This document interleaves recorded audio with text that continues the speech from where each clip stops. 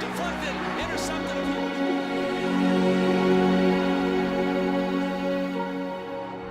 2019 Athletic Hall of Fame induction ceremony. We will start tonight with invocation by Father Eric Silva.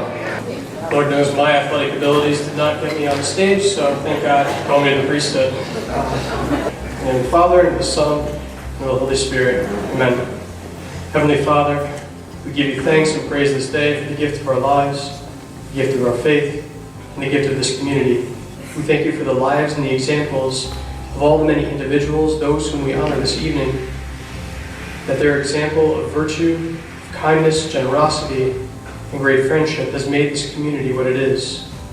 Welcome everyone to our 2019 Athletic Hall of Fame induction evening. My name is Kevin Butler and I am the Assistant Principal for Athletics here at St. Joe's. Tonight we celebrate the accomplishments of 8 individuals and 1 team for their outstanding contributions to the St. Joe's athletic community. They have led by example to strengthen and continue the long tradition of athletic excellence and cadet pride here at St. Joe's. Congratulations to our inductees. When I first came to St. Joe's, I asked Mr. Mayo, how come we don't have, the Hall of Fame thing? And he said, we should, but where would you start? And he pointed to the banners. Reading the banners, though, is like reading the history of St. Joe's.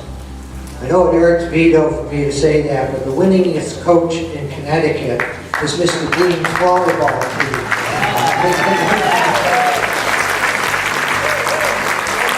But sports is St. Joe's. It's the lifeblood here. I wasn't here for all of it.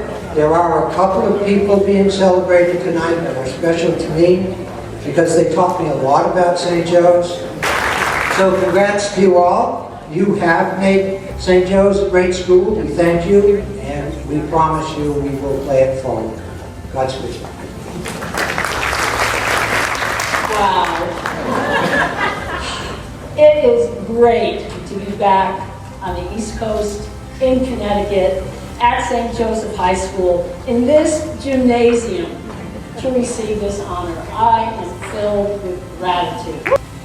Girls sports at St. Joe's have come a long way since 1963-64 when the first girls teams, softball and basketball, were formed.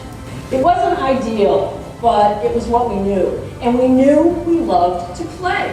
When we played basketball here, they would pull down one section of the bleachers, and it was usually filled with our friends, faculty, family members, and a few of the St. Joe's boys.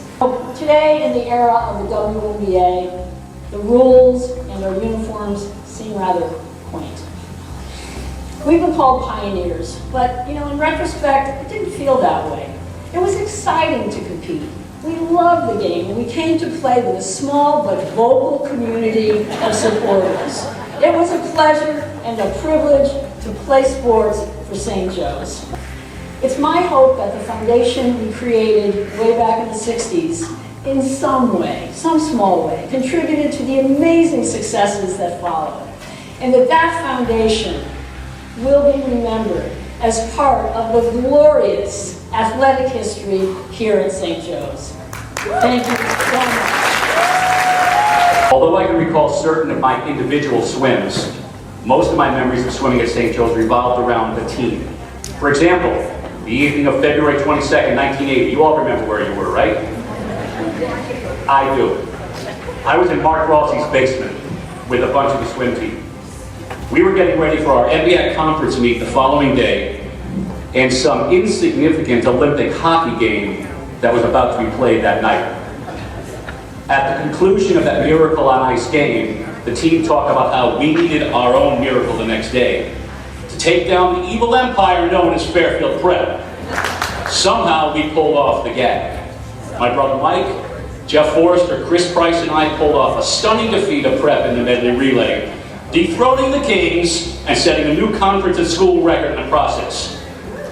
We're still waiting for the movie we made about that. Ladies and gentlemen, our next inductee, the 1992 girls volleyball team. Even with all of the success enjoyed by St. Joe's Hall of Fame coach George Green, the 1992 girls volleyball team stands out.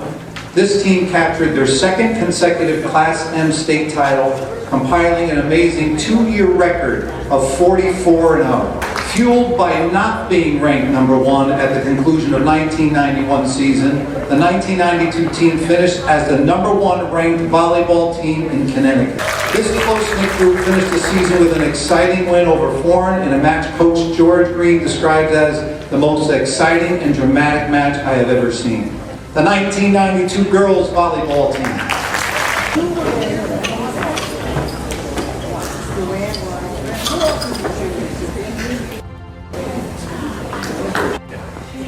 In August 1989, I received a letter from Coach George Green, inviting freshman girls to try out for the volleyball team at St. Joseph's High School.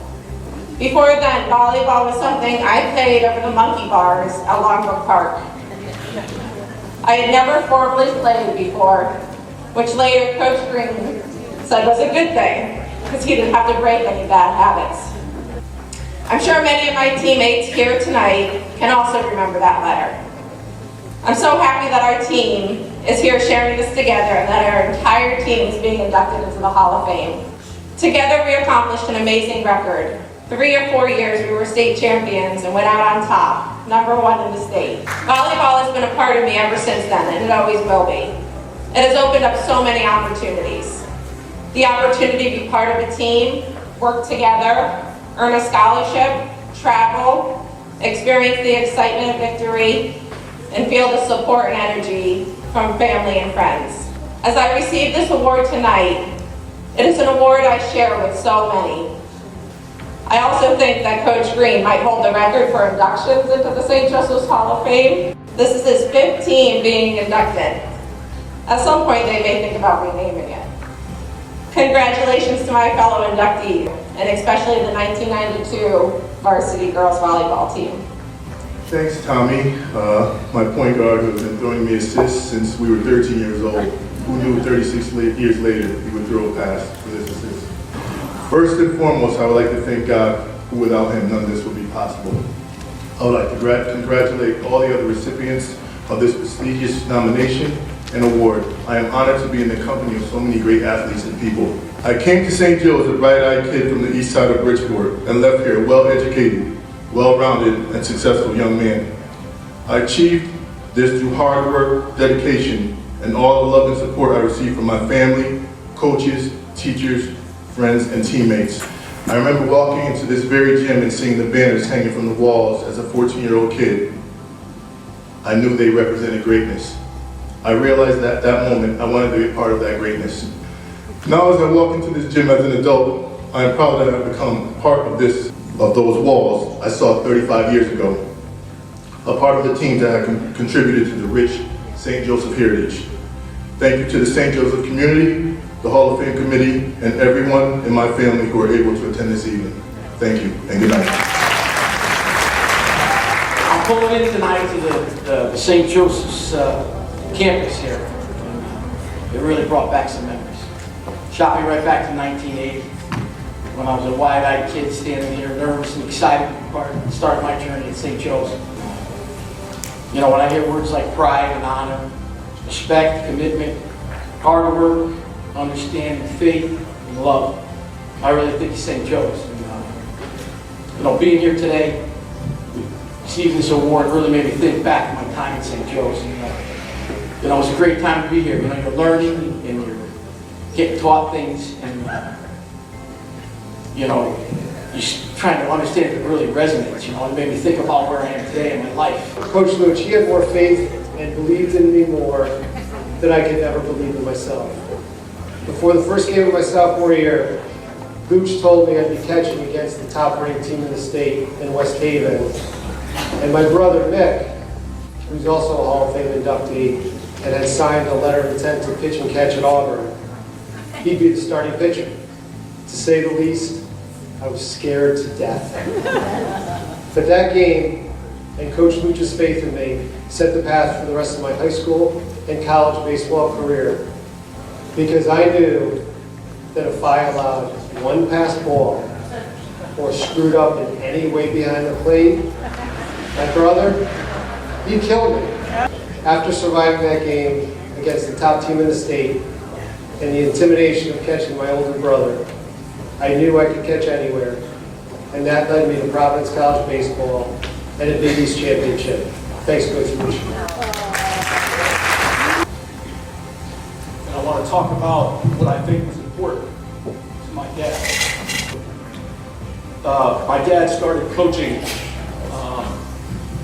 and then took a hiatus. We moved up to Massachusetts for a few years, and he always said that as soon as he left, they started winning state championships, right? So I think what he would tell you if he were here, number one, if he were here, he would be choking me out for talking about him. He would tell you that anybody who aspires to be great should strive to always put others first. You look at all these banners over here, you listen to the inductees tonight, they all talked about a couple of things: teammates and leaders. That it's about servant leadership. You've got to find leaders that understand what servant leadership is about, and you've got to find a way to build great teammates. If you think about servant leaders, folks that have been here for decades and they continue to do this, that's what it's all about, servant leaders. I think coaches deliver lessons that are far greater than winning and losing, and folks will tell you that. Competitive sports, particularly here, teaches you about life. All the work you put in here on this court, out on the practice field, wasn't simply preparing us for the next play, the next inning. It was preparing us to deal with the challenges that life serves up on a daily basis. You return to the lessons you learned here, where you spent all those hours of practice, building mental and physical toughness, commitment, competence, and trust. You return to the example set by your coaches. You return to the shared responsibility of upholding the legacy that demands the best from us, even when we don't believe we're capable of delivering it. The famed philosopher Tom Roach once stated, "I have no idea why I'm up here." I share Coach's sentiments. I too have no idea why I'm up here. It certainly is not due to my athletic prowess, I assure you. Former NFL great and Hall of Famer member Coach Tom Landry once said, "Lousy players make the best coaches." Well, I hope so, because that's the only thing I have to hang my hat on. With all that being said, I humbly and gratefully accept this honor. I am certainly not lost on the fact that my being nominated for and inducted into the St. Joseph's High School Athletic Hall of Fame has placed me in the company of the most exceptionally gifted and talented contributors to the success of the athletic program here at St. Joe's. It is truly a rarefied airspace that I am overwhelmingly proud to be a part of. I am forever grateful to be mentioned with those past inductees and these outstanding athletes, coach, and anchors of the St. Joe's community being inducted. It is in gratitude that I, as a student, I experienced the atmosphere at St. Joe's. During my coaching career at St. Joe's, I was blessed to be with so many remarkable kids and parents. The support network provided at St. Joe's by the administration and Touchdown Club made the experience extra special. My observations formed over 25 years of coaching at St. Joe's is that the common theme of overachievement among all the St. Joe's student athletes is what sets them apart from all other schools, and that is why the mission of St. Joe's needs to be continued, fostered, embraced, and supported in all ways possible. During the early pioneer days of the St. Joe's Athletic Department, facilities and support systems were limited at best, but somehow, in true St. Joe's spirit, the players and coaches made do with what they had. They laid the groundwork for what was later to come. Let us not forget, and let us be proud of from where we came. And let us always remember the importance of athletic contributions in developing and maintaining the history of St. Joseph High School.